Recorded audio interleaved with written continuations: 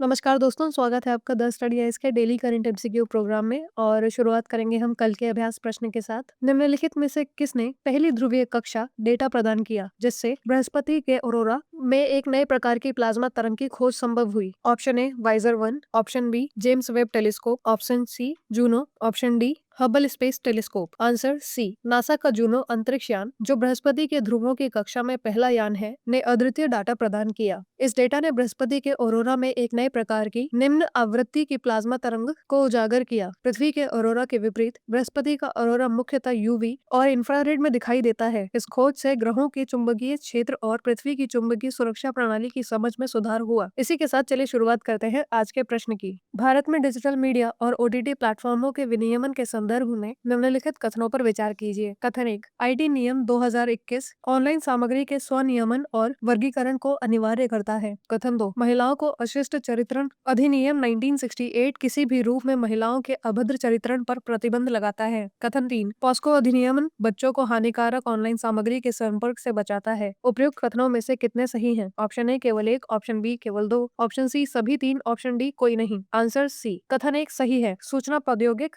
नियम 2021 के अनुसार ओटीटी प्लेटफॉर्म को 3 स्तरीय स्वनियमन तंत्र का पालन करना अनिवार्य है। उन्हें सामग्री को आयु आधारित वर्गों में वर्गीकृत करना होता है और विशेषकर ए श्रेणी की सामग्री के लिए अभिभावक नियंत्रण उपलब्ध कराना आवश्यक है। कथन 2 सही है। महिलाओं का अभद्र चित्रण अधिनियमन 1986 किसी भी रूप में, चाहे वह विज्ञापनों, प्रकाशनों, लेखों या डिजिटल सामग्री के माध्यम से हो, महिलाओं के आपत्तिजनक या अपमानजनक चित्रण को स्पष्ट रूप से प्रतिबंधित करता है। ये कलात्मक स्वतंत्रता की आड़ में छूट प्रदान नहीं करता है। कथन 3 सही है। यौन अपराधों से बच्चों का संरक्षण अधिनियमन 2012 बच्चों के यौन शोषण तथा अश्लील सामग्री के संपर्क से बचाता है। ये बच्चों से जुड़ी ऐसी सामग्री के भंडार और प्रसारण को भी अपराध मानता है। केंद्रीय सूचना आयोग के संदर्भ में निम्नलिखित कथनों पर विचार कीजिए। कथन 1, ये अनुच्छेद 338 के अंतर्गत एक संवैधानिक निकाय है। कथन 2, इसकी नियुक्ति प्रधानमंत्री के नेतृत्व वाली समिति की सिफारिश पर राष्ट्रपति द्वारा की जाती है। कथन 3, इसका कार्यकाल 3 वर्ष या 65 वर्ष तक होता है। इसमें पुनर्नियुक्ति नहीं होती। उपयुक्त कथनों में से कितने सही हैं?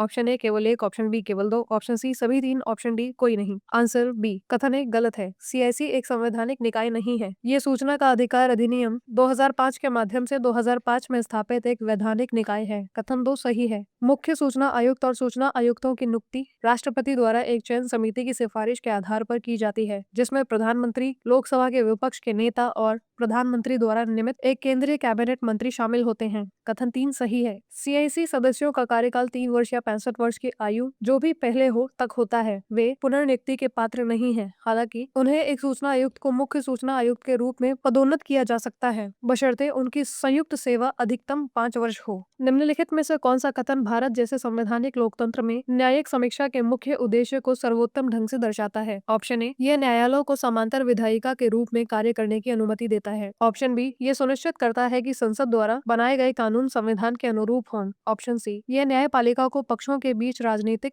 विवादों को सुलझाने का अधिकार देता है। ऑप्शन डी, ये संवैधानिक न्यायालयों को कानून का मसौदा तैयार करने का अधिकार प्रदान करता है। आंसर बी, न्यायिक समीक्षा संसदीय सर्वोच्चता पर संवैधानिक सर्वोच्चता को संसदीय सर्वोच्चता पर सुनिश्चित करती है। ये न्यायालयों को उन कानूनों को निरस्त करने का अधिकार देती है जो संविधान का उल्लंघन करते हैं, लेकिन ये उन्हें समांतर विधायिका या कानून निर्माता नहीं बनाती। इसका मुख्य उद्देश्य नागरिकों के अधिकारों की रक्षा करना, संवैधानिक संतुलन बनाए रखना और ये सुनिश्चित करना है कि संसद संविधान की समीक्षाओं के भीतर कार्य करे, जिससे लोकतंत्र की नींव सुरक्षित रहे। ऑनलाइन गेमिंग अधिनियम 2025 के प्रचार और विनियमन के संदर्भ में निम्नलिखित कथनों पर विचार कीजिए। कथन 1, यह ऑनलाइन गेम्स को ई स्पोर्ट्स, सोशल गेमिंग और रियल मनी गेम्स में वर्गीकृत करता है। कथन 2, इसका उद्देश्य सभी प्रकार के आरएमजी और उनके विज्ञापनों पर प्रतिबंध लगाना है। कथन 3, इसमें ऑनलाइन गेम्स को पंजीकृत करने और मान्यता प्रदान करने हेतु एक नियामक प्राधिकरण का प्रावधान है। कथन 4, इसमें आरएमजी के खिलाड़ियों के लिए कारावास सहित दंडवास प्रावधान किए गए हैं। उपरोक्त कथनों में से कितने सही हैं? ऑप्शन ए केवल एक, ऑप्शन बी केवल दो, ऑप्शन सी केवल तीन, ऑप्शन डी सभी चार। आंसर सी कथन 1 सही है। अधिनियम ऑनलाइन गेम्स को e sports, social gaming gaming और रियल मनी गेम्स में वर्गीकृत करता है। कथन 2 सही है, ये सभी आरएमजी और उनके विज्ञापनों पर प्रतिबंध लगाता है। कथन 3 सही है, ये ऑनलाइन गेम्स को पंजीकृत करने और मान्यता देने के लिए एक नियामक प्राधिकरण की स्थापना करता है। कथन 4 गलत है, दंडात्मक प्रावधान आरएमजी के प्रदाताओं और विज्ञापन दाताओं पर लागू होते हैं, खिलाड़ियों पर नहीं।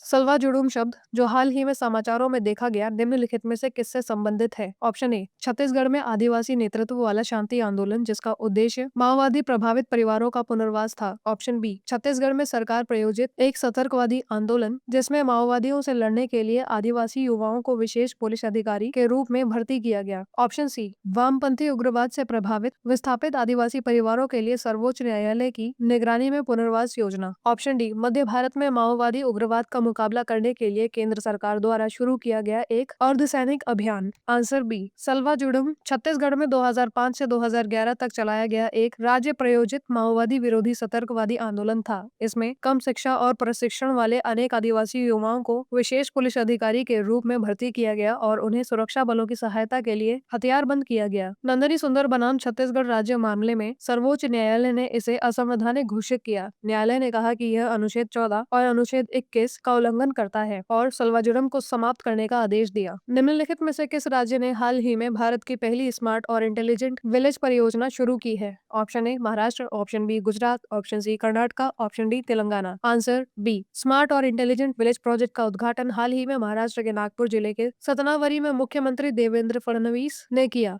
यह परियोजना ग्रामीण जीवन को बेहतर बनाने के लिए IoT, AI, drone, telemedicine, smart कृषि, स्मार्ट क्लासरूम और डिजिटल गवर्नेंस को बढ़ावा देगी। इस परियोजना का नेतृत्व वॉइस कंसोर्टियम कर रहा है और इसकी लागत प्रति गांव 50 लाख रुपए है। महाराष्ट्र की योजना इसे प्रति तालुका 10 गांवों तक बढ़ाने की है, जिसमें 3500 से ज्यादा गांव कवर होंगे। निम्नलिखित में से कौन मानव में पाया जाने वाला सबसे बड़ा प्रतिरक्षी है जो न केवल रोगजनकों से जुड़ता है बल्कि बैक्टीरियल विषाक्त पदार्थों को यांत्रिक रूप से स्थिर भी करती है, जिससे वे विषाक्त पदार्थों के विरुद्ध एक सहारा की तरह कार्य करता है? Option A, IgA। Option B, IgE। Option C, IgG। Option D, IgM। Answer D, IgM मनुष्यों में पाई जाने वाली सबसे बड़ी प्रतिरक्षी है और यह संक्रमणों के दौरान सबसे पहले बनने वाली प्रतिरक्षियों में से एक है। हालिया अनुसंधान से पता चलता है कि IgM केवल रोगजनकों से नहीं जुड़ती बल्कि बैक्टीरियल विषाक्त पदार्थों को यांत्रिक रूप से स्थिर भी करती है, जैसे कि फाइनगोल्डिया मैग्नस से उत्पन्न प्रोटीन L1। यह ब्रेस इफेक्ट विषाक्त पदार्थों को कठोर और कम हानिकारक बना देता है, जो प्रतिरक्षा प्रणाली में प्रतिरक्षियों की यांत्रिक भूमि को उजागर करता है। मध्य डेवोनियन काल के दौरान गहरे समुद्र में ऑक्सीजन के स्तर में वृद्धि के बारे में माना जाता है कि इसने निम्नलिखित में से किस विकासवादी घटनाक्रम को संभव बनाया? ऑप्शन ए, आवरण वाले मोलस्क का विकास। ऑप्शन बी, प्रथम बहुकोशीय जीवों का उद्भव। ऑप्शन सी, लोब फिंड मछली से उभयचारों की उत्पत्ति। ऑप्शन डी, गहरे समुद्र के आवासों में जबड़े वाली मछली का विविधीकरण। आंसर डी, मध्य डेवोनियन के दौरान गहरे समुद्र में ऑक्सीजन का स्तर स्थायी रूप से बढ़ गया, जिससे जबड़े वाली मछलियां विविधता पूर्ण हो गईं और गहरे आवासों में बस गईं। इस ऑक्सीजनीकरण ने इनके शरीर के आकार को बड़ा किया और मध्य पैलियोजोइक समुद्री क्रांति को चिन्हित किया। वहीं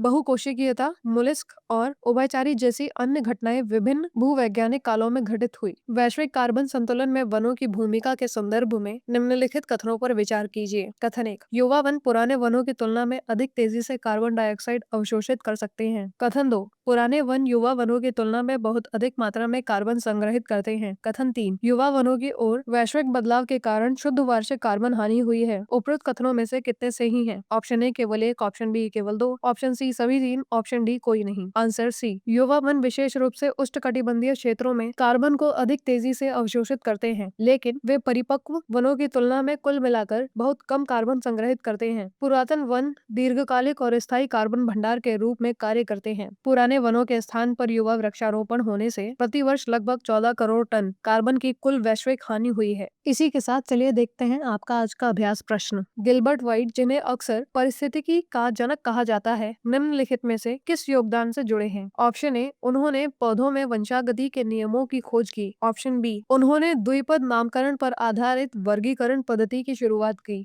ऑप्शन सी, उन्होंने पहली बार पक्षियों में प्राकृतिक चयन की व्याख्या की। ऑप्शन डी, उन्होंने वैज्ञानिक अभिलेखों को साहित्यिक शैली के साथ जोड़कर प्राकृतिक लेखन को रूपांतरित कर दिया। अपना उत्तर हमें कमेंट करके बताना ना भूलें। धन्यवाद। जय हिंद, जय भारत।